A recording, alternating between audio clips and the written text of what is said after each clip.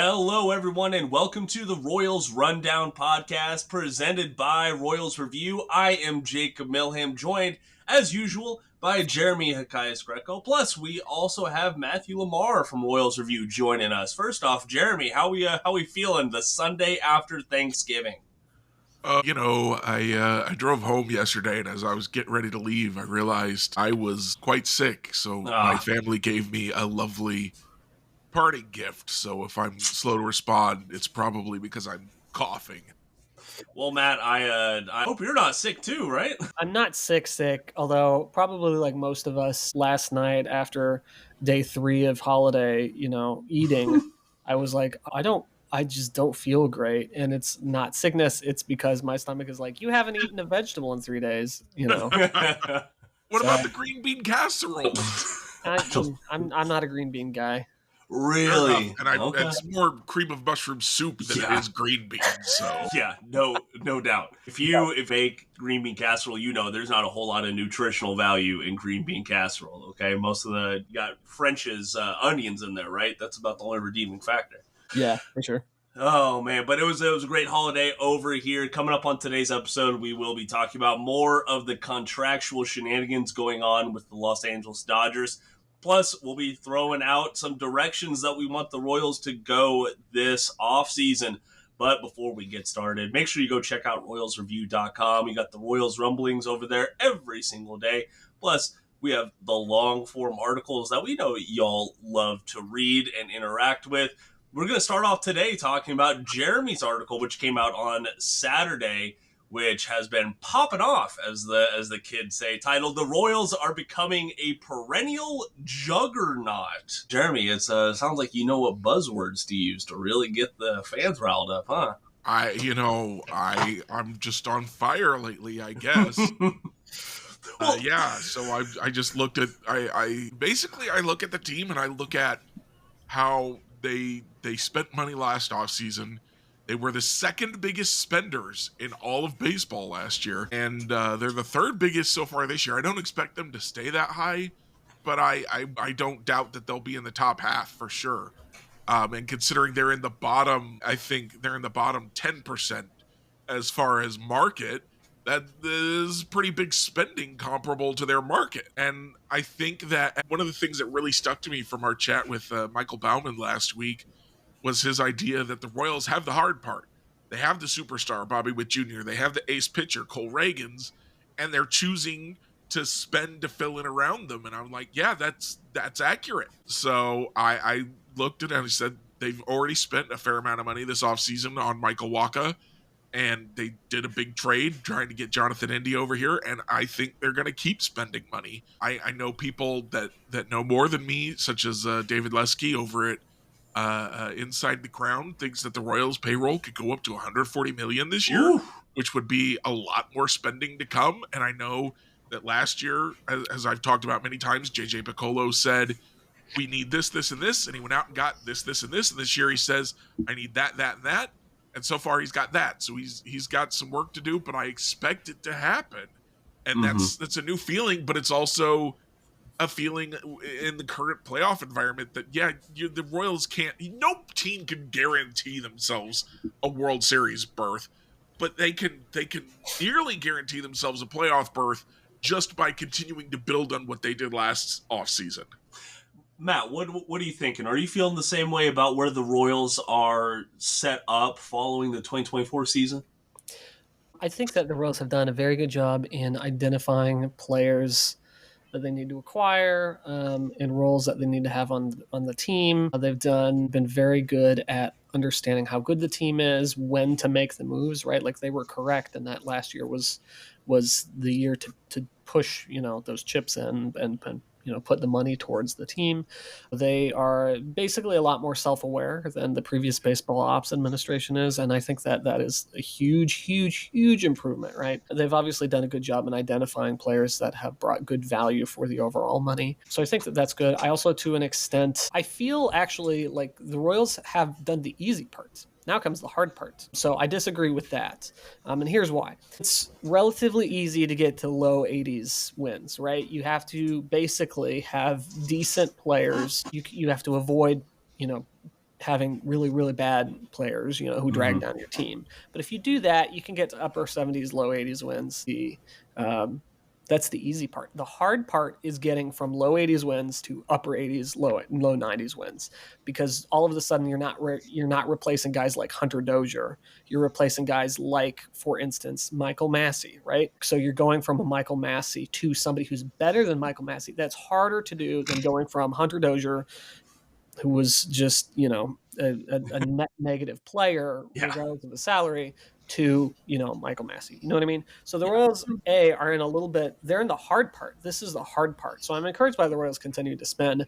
I think that the last 2 years are clear that the Royals are more comfortable spending money. Jeremy, I disagree that they are becoming juggernauts, because that implies to me that they have the ability to go out and get one of the top free agent names. They're not doing that. And so that is, I think, the difference between they're becoming a perennial offseason, free agent contender, right? Or I don't know how you put it, but like they are, regular offseason spenders, which is true. Perennial offseason spenders, I think that's fair to say.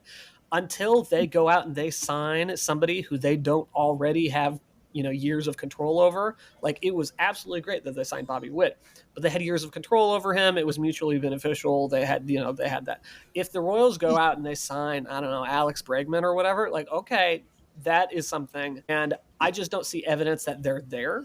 If they start doing that, if they really go out and get a splash, great. But today they've basically done what you would expect engaged small market teams to do, which, as we all know, is no guarantee, unfortunately, for these sort of smaller market teams, because some of them just don't spend anything, and they could spend stuff. I mean, like, you look at Cleveland, right? Cleveland had a lower payroll than Kansas City did last year for no reason. Like, no reason. They can afford it. Yeah. They could have afforded it, and they did not, right? So the Royals have done very good in going out and doing it. But like the Juan Soto news just kind of like made me giggle a little bit. Like, okay, so they're interested in Juan Soto. I'm interested in Juan Soto. I'm interested in the Bugatti. Maybe I'd call it a dealer, but here's the difference. Yeah, you didn't call a dealer and ask him what the price was, right? So to me, if you're calling Juan Soto's, and this is part of what I wrote, is if you're calling Juan Soto's agent and saying, hey, how much is Juan Soto looking for? You're like, well, maybe I can afford him. Probably not, but it's you begin to think it's in the realm of possibility. I specifically wrote the article, if you're willing to think that the low end of Juan Soto is in your realm of possibility, then you think someone like an Alex Bregman is within your realm of possibility for what you're willing to spend. Now, will they get a Bregman? I doubt it, partially because I don't think Bregman's a good investment right now. He's going to be a lot of money, and his walk rate just completely dove off a cliff last year, which is a big part of his value. He's getting older. He's not a guy I want to go after necessarily. But the fact that they're kind of willing to play in a deeper pool, to me, I like that. And I also just want to respond to your definition of juggernaut, which I think is a valid definition. But what I was really going for was a team that is going to consistently be in the playoff hunt, which is not something that is true of most small market teams. Because, as you said, they just don't spend for no reason. They could, they don't. And I feel like the Royals are showing us that they're going to. They plan to just keep. They're not going to spend wildly, but they're willing to take a little bit less money as profit in order to win. And that's what I meant by juggernaut. I guess is they're not a juggernaut in the sense that the Yankees and the Dodgers are juggernauts, but they're a juggernaut in the sense that, hey, AL Central, you're not going to be able to just have the division anymore while John Sherman and JJ Piccolo are doing things. You're going to have to actually fight to win that. Juggernaut on a curve, basically. I guess. The other thing about the overall payroll is it doesn't faze me at all that like the Royals could get up to 140 million. I mean, you think about it. So in 2016, so the year after the Royals won the World Series, they were at 131 million. Yeah. The year after that, they were at 143 million. So while they were winning, right, they and the team got more expensive, they maxed out at 143, which was 15th in the league at that time. So like right in the middle of the pack. And that was 7 years ago. They have more money that they're getting from their TV deal. Even if that goes down, that's an entire can of worms that we're not going to get into. But like it's 7 years later, they could spend $140 million. So for sure that they could. The other thing that's really cool about the Royals and why they're probably going out and spend is their long-term financial obligations are really, really solid. Like if you look in 2026, so not this upcoming year, but the next year, Salvador Perez is dropping off. So he's going to make at least a $2 million buyout. So that's $18 million that the Royals that's going off the payroll. The year after that, Seth Lugo is dropping off the payroll, and that's going to be $15 million.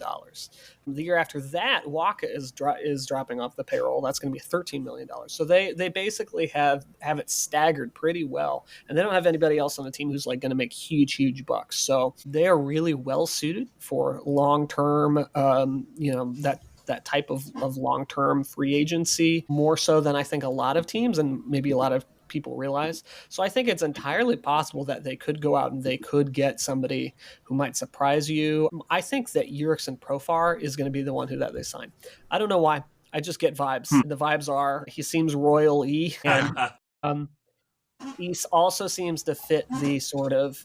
He's probably not going to be as expensive as somebody who had last year's track record for a long time, but he has the upside of someone who you could pay him a lower amount and he produces well above it, which is basically what the Royals were banking on with Lugo and Waka. So, like, I don't know. So we can put a pin in that and see if it's December 1st as we're recording this. So we'll see how that prediction goes out. But I don't know. I just get a vibe, and he would be pretty expensive. He will be. That the word prediction, I think, is important here. Is that's what my entire article basically is a prediction that the Royals are going to keep doing this. They're going to spend this offseason. They haven't yet. I mean, they did spend on Waka, but if that's all they do, that's not enough, right? I think we all three agree on that. And a prediction that they will continue to spend in off seasons to come.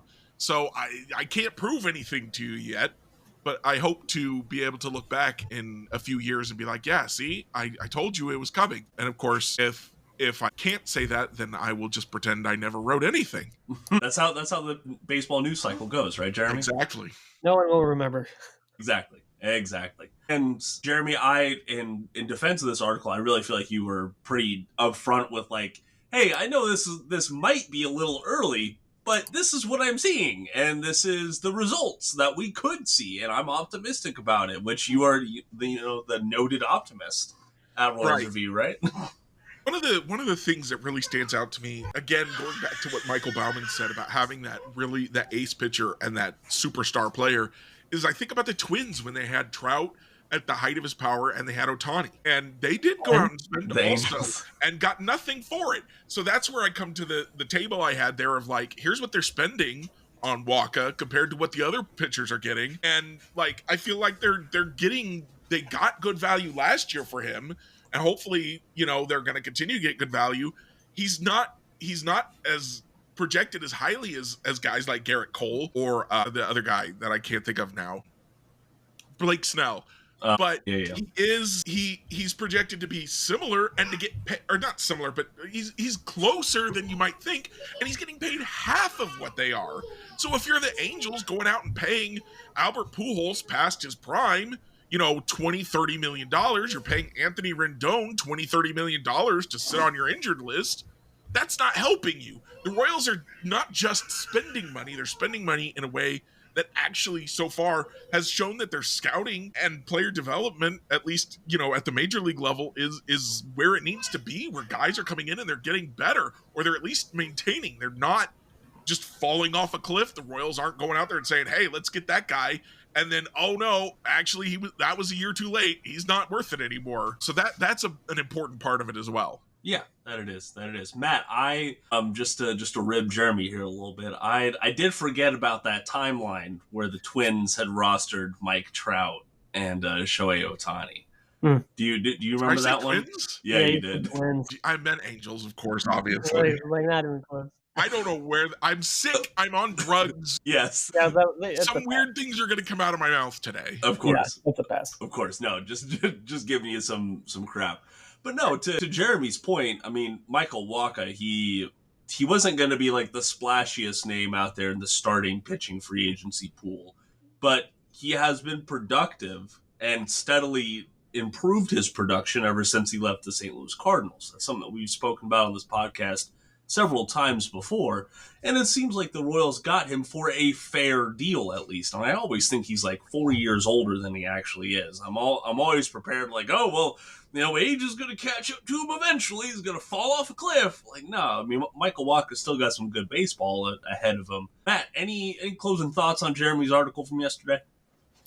I just am happy that the Royals are out there spending money. I think that we have seen consistently how small market teams can operate, and not even small market teams, right? You see teams with just really bad ownership that that filters down to the baseball ops group, and it's really hard. I mean, like there's a lot of teams like that. I think that the Royals are in a really good spot. I mean, you just look at what's going on with the Athletics, with the Rays. I know that the hurricane has exacerbated that, but also like their stadium situation has been bad for a long time. Even teams like the Colorado Rockies, who just aren't very good, or you look at teams that are well run that just don't have any money, or the owners refuse. So like the Cleveland Guardians, and that's what, 4 right off the top of my head.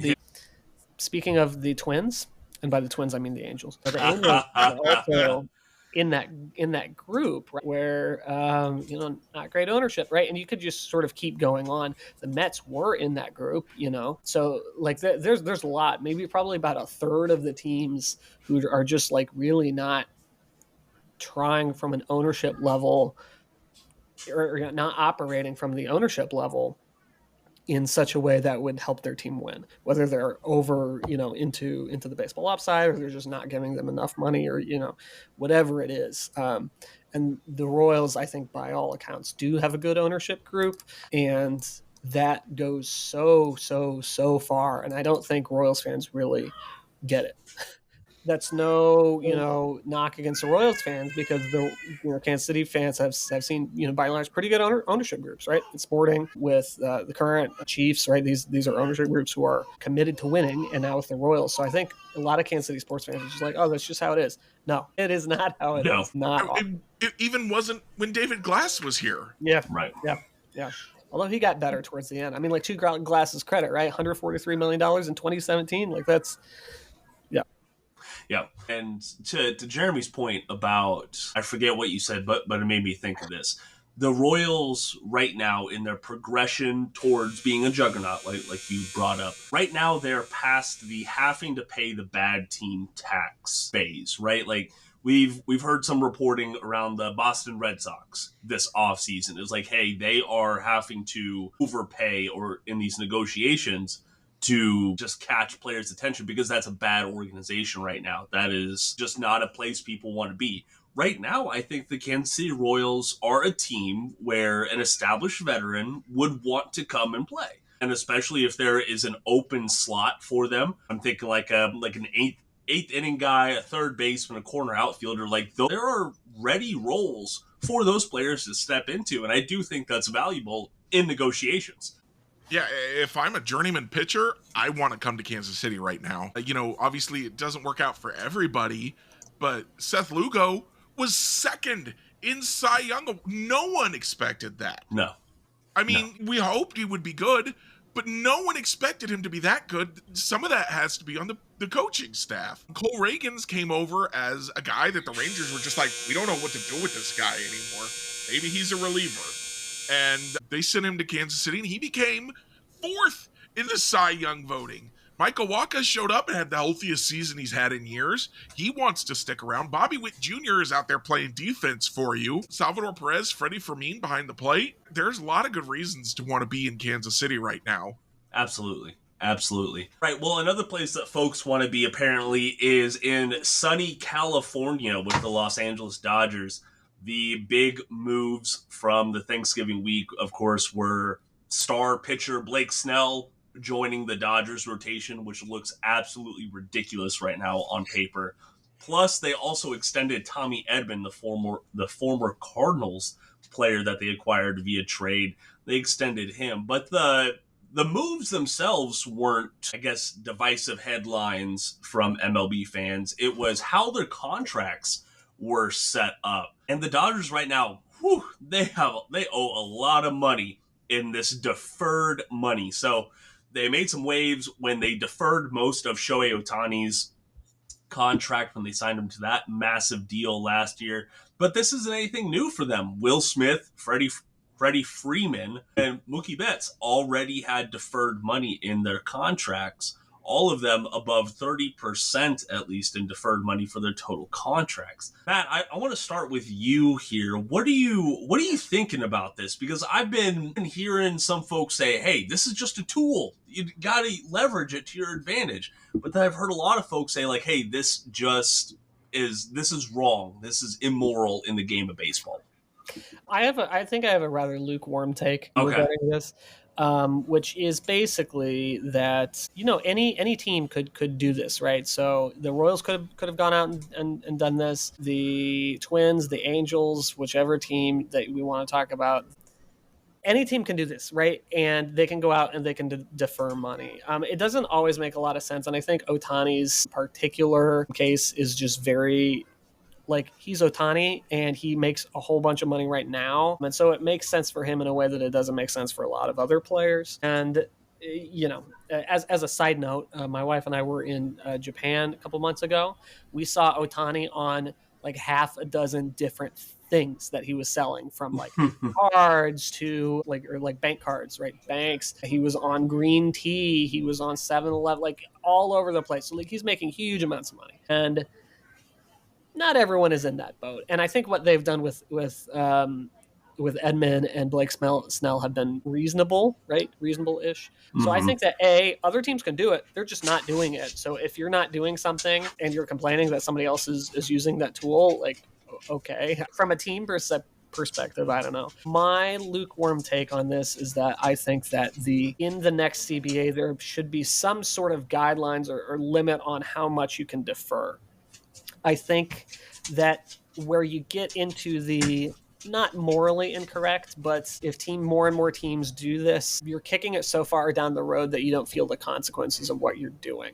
This is partly like when we had the SB Nation like off-season simulation in years past. Some of the contracts were ridiculous because it was fake and nobody had to deal with the consequences of it. So they would just go really, really far out. I think that there should be some sort of limit on how much money or percent of money that you can defer, right? So you can defer 10% of your money X amount of years. I don't know. It doesn't matter. It just needs to be some sort of limit. So if you want to defer it, great, you can, but they're in a situation where, I mean, like with Ohtani, like they're going to be paying for Ohtani, and maybe no one in the front office or the coaching staff is going to be there. Ohtani might be retired and they're still paying him. And that's going to hurt, other people who have had no impact on that, decision. And I think that is where it's unfair. It's not unfair competitively. I think it's unfair to the future of your ball club and to the future people who are trying to make things happen. So there should be some sort of guidelines on how much you can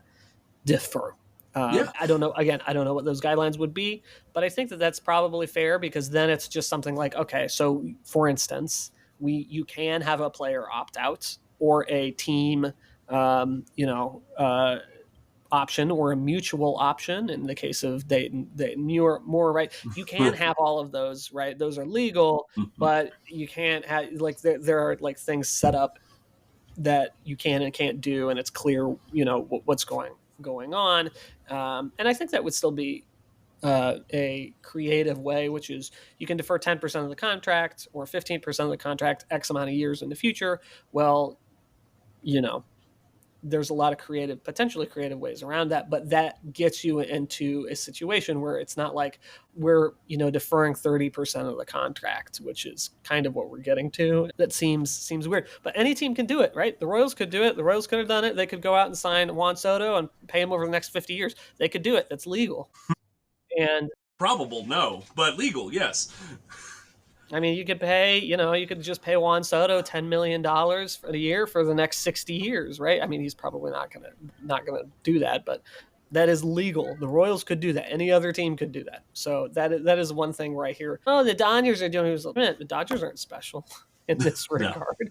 No, So, they're not. And Jeremy, before I get your thoughts here, like the deferred money, to Matt's point, isn't really anything new. I mean, Bobby Bonilla getting his $1 million check from the Mets is practically like a baseball holiday in the summer now. And you look at guys like Ken Griffey Jr., he's still getting paid by the Reds, I think, right now because of his deferred money. Manny Ramirez is also still getting deferred money. Like, these are guys that we haven't seen on an MLB stage in some cases decades, but they're still getting paid thanks to this loophole. Jeremy, just one, because I know we've spoken about taxes on here before, and I only bring this up because I didn't realize that there's actually legislation that prevents states from taxing deferred income on out-of-state residents when the payments are made in equal amounts over the minimum of a decade. So like that's another loophole that folks are getting. That $1 million check that Bobby Bonilla is getting, I don't think he's getting taxed on, according to that legislation. So that's another incentive for players to look to this and set this up over 2-3 decades and just cash in and have a nice little retirement at the end of it all. The interesting thing to me that I don't think any of us have addressed yet is how this impacts the luxury tax threshold for the team. And the Dodgers, when they signed Ohtani to the deal, the way they did it, he only hit $2 million against their luxury tax last year, which is kind of wild. And I feel like if I'm one of the other owners, I'm mad about that because that means the Dodgers aren't paying into revenue sharing the way that they should be. And when you defer as much money as they're deferring for as far as they're deferring it, which I think is actually, I was wondering, like, why would players agree to that? But that whole tax thing that you talked about is probably a big part of why. Because that money isn't as valuable in the future as it is now because of inflation and stuff. Right. So I was like, they shouldn't do that. But the taxes make that math probably different. But if I'm another team, if I'm the Royals or I'm one of the teams that receives revenue sharing, I'm like, you guys should be paying more into that than you are. And in 20 years, when you're paying Ohtani, the rules may be different so that you're not paying into revenue sharing the same way. So that it feels, I don't want to say it, again, I'm mostly with Matt here. Like, I don't think it's a competitive edge necessarily, but it is kind of an irritation of like, that doesn't seem like that should be done that way, and we should probably change the rules so that we don't do it that way anymore. But it's all really kind of silly. This is billionaires and millionaires, and the bonkers things that they all do with their money are just bonkers. Yeah, they will. I couldn't even imagine having that much money. Imagining what I would do with that money is a whole nother thought exercise that I'm not going to waste my time on. Matt, any closing thoughts on this? No, I just think, Jeremy, those are really good points. And that's, I think, why there needs to be a limit is specifically because of the points that you made of we don't know what revenue sharing will look like in the future, right? So that is the only potential benefit to this. It has to do with revenue sharing and with the competitive balance tax. And that's a really good point. And the other thing that you didn't mention, but you implied this, which is that doesn't hit every team the same, right? So not every team can benefit from deferred money in the same way. The only teams that can really benefit from deferred money are the large market teams, because the biggest advantage they get from doing that is by lowering the luxury tax that they're at. And if you're the Royals, or if you are, Cleveland, if you are Cincinnati, if you are any of these other, contending small, medium market teams. Heck, even if you're like St. Louis, right? Teams that traditionally spend a little bit more, like they're not into that problem. And it's really only a problem for like a half dozen or so teams that are probably going to be fighting over Juan Soto, which, side note, is probably going to have a bunch of deferments. So that is just another thing that disproportionately benefits large market teams. However, the other side of that is it can benefit small market teams if you get to someone who is, give them a big signing bonus, and then, because the signing bonuses are handled differently. So, there's creative ways around that. But you're absolutely right. It does not benefit all teams evenly. The large tax benefits the big teams. Yeah. Listen, there's a reason why lawyers handle all this stuff and all these rules, because some of this wordage just makes my head spin. And I think I can handle baseball savant pretty well. A CBA is an entirely different beast that scares me. I'm not gonna Oh, can lie. you imagine? And all of the details and all of the like how you even like negotiate like I what you stand for, what you don't, and how you play the overall game. Right, exactly. And like I think of have you all seen that show on HBO called Ballers? Yes. Yes. So listen, they like I think that's what people think being a sports agent is just that lifestyle. Meanwhile, most sports agents have like some sort of legal background because they have to be negotiating all this stuff, and when you are messing around with millions of dollars like these folks are, you cannot afford to mess up at all. So kudos to the folks who do it. I'm just gonna sit here. I'm gonna keep on talking about Royals baseball. If y'all want to read more about Royals baseball, make sure you go check out royalsreview.com. Also, make sure that you don't miss another episode of the podcast. You can follow and subscribe to us wherever you're listening to this podcast. 2 episodes a week, other than the holidays, of course. And we love to talk about the Kansas City Royals. Alrighty, Matt, something that you brought up when we were planning out this episode is looking at some moves that the Royals could make. Just something that each one of us are thinking, are feeling. You've already brought up Jurickson Profar, but I think you always said another move, man. What do you think the Royals could or should do at this point in early December? So I did this in part a little bit self-servingly so I could talk about an article that I published a couple Let's weeks go. ago, which is basically 3 things the Royals need to do this offseason. They've already done one of them, which is so I thought that trading Brady Singer for an outfield bat would be the best move. They traded him for an infield bat. So that just means that gets transposed, right? So they're going to need to sign or otherwise trade for somebody to play outfield. But what I really want the Royals to do is to sign a bounce back starting pitcher. So just like I referred to earlier with Seth Lugo and Michael Wacha as players who sort of had a higher risk but a greater reward to payment ratio potential. And I think that the Royals should be leaning into that. So in the article, I gave basically 3 options. One is Shane Bieber. So Shane Bieber is not going to be available at the start of the season, but he will be available sort of Chris Bubich-esque timeline. Very similar timing in terms of when he had his injury and surgery. So Shane Bieber is a big one. Walker Buehler, I think, obviously he closed out the World Series. He looked great doing that. Yep. Or Jose Quintana, who has been like quietly pretty good over the last couple of years. None of those players are going to get, really huge contracts. But I mean, Shane Bieber is a huge talent, right? Walker Buehler had some down seasons, but he looked really good at the end of, the playoffs. So somebody in that vein, you could throw in a guy like Justin Verlander, maybe. I think that Verlander probably is, I don't know. Verlander's older than those, and he is going to pick based off of feel. And I don't know, maybe he wants to play for the Royals or not. But, I think those other 3 to the point made earlier about the Royals being a decent destination to come and, to be a player that you could bounce back with, or to be a team that you can bounce back with. I think that the Royals, might be able to beat out the Guardians in terms of Shane Bieber, right? Bieber's already obviously got familiarity with Cleveland. Is Cleveland going to go out and spend $15 million on Bieber for a year?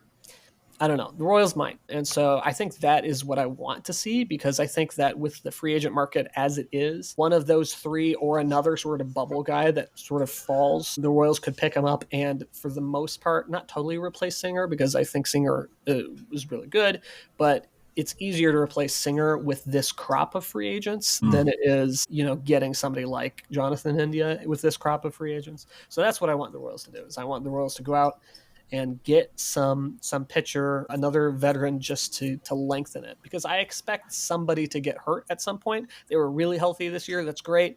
You can't expect that every year, so you're going to need more pitchers, like 7 or 8 really good starting pitchers. I think the Royals they have like 5 really interesting options, but 5 or 6 potentially. But going out and getting another guy and maybe re-signing Michael Lorenzen, I think could be good as well. Yeah, I think that would be a valuable move, especially, and one that fans would welcome. Jeremy, is there any sort of type of move that you're looking for the Royals to make in, like, say, the next week or so?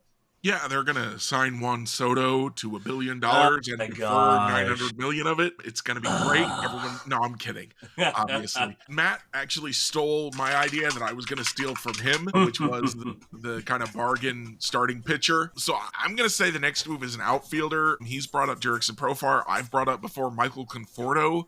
I think either one of those guys could be a really interesting ad for this team. I've been playing still a lot of MLB The Show. They've actually got a lot of off-season content going on this year, which is pretty exciting for me. So Jock Peterson showed up, a new Jock Peterson card, and I'm like, hey, Jock Peterson, first base designated hitter, that could be fun. I don't know. Probably not a great idea when you already have a Vinny Pasquantino at first base designated hitter. Get a right-hander maybe would be a better idea. But yeah, I think the next move is probably the bat, and you wait to see if the pitchers come down a little as the off season goes on, maybe. Yeah, I very very much agree with that. I think I don't know. Unfortunately you're going to be in the minority here because I think that the Royals have to add another bat sooner rather than later. I think you can be a little bit more comfortable with how the organization looks right now when it comes to, say, relief pitching. I know Eric Sarantola is very much a wild card, but they added him to the 40-man roster for a reason, and that's likely because not only the Royals but other teams feel like he can help an MLB team sooner rather than later. So maybe there's something there. I do think that the Royals will trade for an outfield bat. I think there's what is Here's my problem with another trade is who do they have left to trade that isn't stealing from their future? Brady Singer to me was the one guy who had a lot of value that you felt like you could probably replace or replace most of that. The only guys with trade value I can think of that are left are prospects. right. Exactly. And I think that they're going to have to move on from some top 10 prospects to get some trade names. I don't expect to see Carter Jensen ever don a Royals uniform. I think he will get traded at some point within the next 2 years. And a lot of these top 10 prospects in the system right now are newer guys that we're not going to see for many, many years. So I'm not saying that they go out and trade Caglione or Mitchell or Cross, but there are some supporting cast type prospects that I think could get moved for more immediate MLB help. How that looks, what that looks like, I don't have insights. I don't have specific projections right now, but I don't know. Maybe it's just some historical perspective. They traded for John Mayberry way back when on December 2nd. They traded for Amos Otis on December 3rd way back when. So that maybe there's something there, but I think that they do at least add a bat right now. I just think personally that they do so in a big trade. Just me. I'll throw my hands up and back away from the microphone real slow like. Guys, any closing thoughts before we get on to reviews? The one thing about the bats, none of the outfield bats I really am super into. I think that Profar is the likeliest for the Royals because again, he seems royally. I don't really.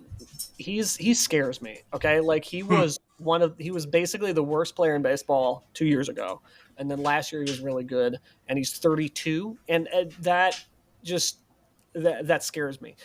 There's some definite reward potential there. And he's not going to be as expensive as some of those other names, but also like Santander and Tyler O'Neill. I don't know about those guys either. So the one I keep banging this drum, I still think that it's something that the Royals should do, which is signing Ha-Seong Kim, who had been with the Padres. I don't know if that's how you pronounce his first name, so I apologize to anybody who knows. But I think Kim is like a real sort of a dark horse because he doesn't do the kind of flashy things that, a lot of contenders are looking for, right? He's not like he's a huge power hitter. He could play shortstop, he could play third base, he could play second base. I think you can sign him. You can play at third base. The outfield. Maybe you move somebody like Massey to the outfield or Garcia to the outfield in that scenario. But like, you could have a really, really, really good infield with India, Witt, Kim. and Vinny over there at first base. Like that's a really, really solid infield. So I like him more, but we'll see. Obviously, I think outfield makes the most sense from an overall position. But again, I think that we could be entering a situation where the Royals are similar-ish to when they traded Will Myers, right? And everybody was up in arms. Well, the Royals made the playoffs, right? So they're technically like 2013 has already happened, and so that if they had a Will Myers type or somebody who made sense to trade, I agree. It's probably not going to be Caglione. It's Carter Jensen. Yeah, I Would hope make sense. I hope to see him because he's a KC area guy, but Right. he sort of fits the same sort of situation that Brady Singer did in that he's going to be valuable, and he's in from a position of strength. Right, the Royals have a couple of really good catchers in the minor league system, so that tends to spell trades. Yeah, you usually does. You have to move from a strength to address a weakness. That's exactly what they did with the Singer for India trade, and I expect them to do it with prospects in the future. Jeremy, any closing thoughts from you, man? For the first time since at least fall, winter 2016, 2017, I'm ready. Why isn't spring training here? I want to see what comes next. Yeah. I'm ready to see. Can Michael Massey play the outfield? Will that keep him healthy? Can his bat get even better than it was this year? Because it's pretty good for second base. I don't know if it's good enough for left field. It probably needs to take another step if he's going to be a left field starter. And to see, does Bobby Witt Jr., does it look like he can have a back-to-back 10-WAR campaign? I'm ready to see all this stuff. They've got me excited. Yeah, it's a good spot to be in, and it's certainly a spot that not all MLB fans are in with their team. And I certainly feel some of that excitement transition or translating into a little bit of anxiety in Royals fans down in the Royals Review comment section. If you want to spread your positivity or negativity, you can go check out royalsreview.com and join the comment community over there. All right, guys, let's go ahead and get on to some Royals reviews. I'm going to put Matt on the spot here, though, with a bonus review. So, Matt, I'm looking over your right shoulder there, looking on the bookshelf, and I see the cover for, I think, the MVP machine. Yes. For folks who haven't read that book, can you give them like a 3-sentence reason why they should? Yeah, so the MVP Machine, it's a really solid book, and it's about basically how players are developing in sort of a modern data-driven age. And it's by Ben Lindbergh and Travis Sawchik, and it's very, very good. It's subtitled How Baseball's New Nonconformists Are Using Data to Build Better Players. So it's talking, it covers some of the similar-ish kind of things as Moneyball did a little bit, but with a more specific sort of honed in perspective on players trying to get better and what teams are doing and how players are using, data, etc. And, the sort of changing, landscape of how players are getting better versus, in the past where, maybe you'd have a coach that was like, the left side of the rubber because that's how you do good, right? And a player, does that, and maybe they don't, see any improvements. Well, now, thinking of in terms of data driven, okay, what metrics are where I'm targeting that I can improve on, that I can see that I'm improving on. That's a huge difference, and it's sort of all over the place. So it talks about Driveline, Kyle Body, Yeah, his organization. It has not aged particularly well, but it has some stuff about everyone's least favorite baseball player, Trevor Bauer, which granted is interesting, but he's you can see that he's a dick even in the book.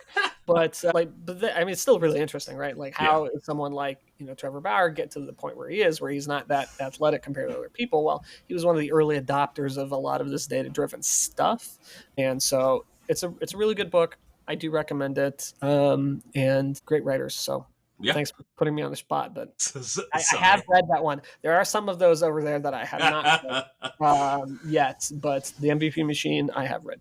Yeah, I've read it a couple times now, so I was just curious what your thoughts were on it. Jeremy, what do you have for a review this week?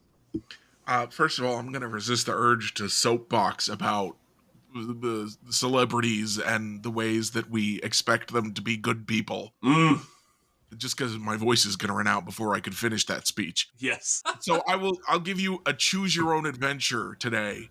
Should I review the TV series that I was really looking forward to, that I was a little bit disappointed in, the movie that I absolutely adore, or the video game that I thought was pretty good? Matt, since you're our guest, could you choose? What did you do last week? I did all three of those last week. Yeah, he did a pretty long review last week. I had a holiday week. I was in stuff. Yeah. Okay, so do you have assign each of those a number in your brain? Okay. A 1, 2, or 3. So yeah. Yeah. So do the 3. Okay, so that would be the TV series I didn't particularly like a Dragon on Like a Dragon on Prime TV, which might as well be Mafia. So that's it's a video game series I've talked about many times before. I was really looking forward to the TV show. And the first thing I'll say is, yeah, it's not a super ton like the game, but I didn't necessarily expect it to be. I saw a lot of reviews early on that were like, yeah, it's not really that. So I was just kind of looking forward to something different, but something good. And I don't feel like I got something good. The story, and I promise you, I'm not just judging this through the lens of this wasn't like the thing that I know and therefore it's not good. But it was like there was a lot of time flipping between 1995 and 2005 in that show. And the two things didn't tie together in the same way that you would want your story to do when you're time flipping that much. And so and the characters were, 10 years isn't that much of a difference when you're talking late teens and late 20s characters. And the actors were all playing themselves in both settings. So it was really hard to tell, am I watching 1995 right now or am I watching 2005 right now? And that just contributed to writing that made it really hard to tell what was going on, who was doing what, or why anyone cared for basically the entire series. So I know a lot of people enjoyed it, and maybe my problem is just that I could literally not keep track of what was happening when. And I was like, I went into it knowing that this was a thing people had complained about, and I'm like, oh, I'll be fine because I've played the game, so I know what all of these things are. I'll be able to keep track of it. I couldn't. I had no idea what was happening for a good chunk of the time, and it felt like character motivations were all over the place, if they existed at all. I was really pretty disappointed in it. Yeah, that stinks. I knew you were looking forward to that one a few months back. And all right, well, hey, I'll keep mine. Oh, go ahead. I just want to say the one really good thing that did come out of it was the actor who portrayed Kiryu did perform the karaoke version of Bakamitai, which is a karaoke song minigame in all of the games. Mm-hmm. And he performed that as like a teaser thing for the show. And that was great. I loved that. That was brilliant.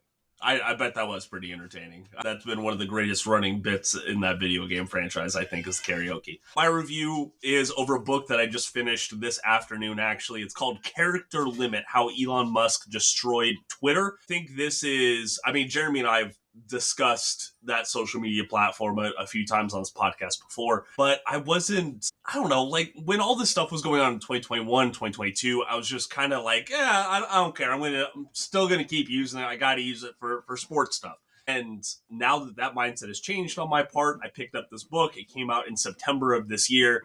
It's from two New York Times reporters, Kate Conger and Ryan Mack. Excellent read. A lot of, setting up what Twitter's original ideals were, how it was set up, and how going public and things like that really set this up. And golly, just like the last third of the book is talking about how Elon Musk ran the company, and it is absurd. Some of the things that book talks about. I think like going into it, I was like, yeah, I know he's going to be a hard ass. He's going to be like the typical bad guy in a sense, at the top. This far worse than I ever could have thought. Again, this is called Character Limit, How Elon Musk Destroyed Twitter. Whew, I'd say pick it up. I really enjoy these current events sort of books, and I thought that this was a good timely read. So I enjoyed it, and I think y'all will too. Guys, any closing thoughts before we get on out of here? Oh, go ahead. Not really. I signed up for Blue Sky last year when there was nobody on it, and then I got a code. I'm back into it this month, and It's much better of a product. I think that's until it starts to gain a couple 10 million more users or so. There's still a lot of people I follow on Twitter or followed on Twitter. I locked my account and I was like, all right, we're done with this. Yeah. But I mean, like, I will still like log into the Royals Review Twitter and tweet from there. But there's some people on there that aren't on Blue Sky. But so basically, if you are on Twitter, maybe you should go to Blue Sky. It's less. It's just a better product overall. Yeah, there's independent of Elon, independent of politics, independent of everything. It's just a better product that functions better. Yeah. They put out an announcement earlier this week that was like, hey, we wanted to update our policies about AI training on all of your posts. It's not allowed. It's not happening. No one do it. And I was like, yes, good. Thank you. So yeah, I think me and Jacob are right there with you, Matt. We're not posting on Twitter anymore. I still check Twitter because some of my favorite accounts haven't migrated over yet. So I'm like, hey, I want to see what everyone's saying about the Chiefs game, and I'm like, well, none of those people are over on Blue Sky yet, really. It seems like. So I go check Twitter for that, but I don't post anything anymore. And as soon as all those people migrate, and here's the thing. Is that people are migrating to Blue Sky. It is very populated compared to where it was a year ago or even a couple months ago. It's worth being on now. And if everybody would just finish moving over there, then I wouldn't have to log into Twitter anymore to see what y'all are saying about the Chiefs. So just do that. Make my life easier, please. Exactly. Since we started talking about Blue Sky, or Matt brought it up, I mean, their unique users count has gone up by 300. I mean, currently they're sitting at a little south of 24 million active users on Blue Sky right now, which is absurd compared to where it was at this time last year. I've enjoyed it, and like y'all said, the product overall just feels better and a little less. I don't know what the crowded maybe is the word for it, but I'll leave it at that. Y'all have our social media links down in the podcast description below if you want to follow along with us. The Royals Rundown Podcast Twitter is still active, so make sure you go give that a follow there. But that is going to do it for us. Thank you very much, Matt, for joining us this evening. I hope you and Jeremy both feel a little bit better. I know we have the work week ahead of us, unfortunately, but we'll just have to power on through. For right now, if you want to keep on reading about the Kansas City Royals, go check out royalsreview.com. From everyone at the podcast, including Matt's cat, thank you so much for joining us. And until next time, go Royals!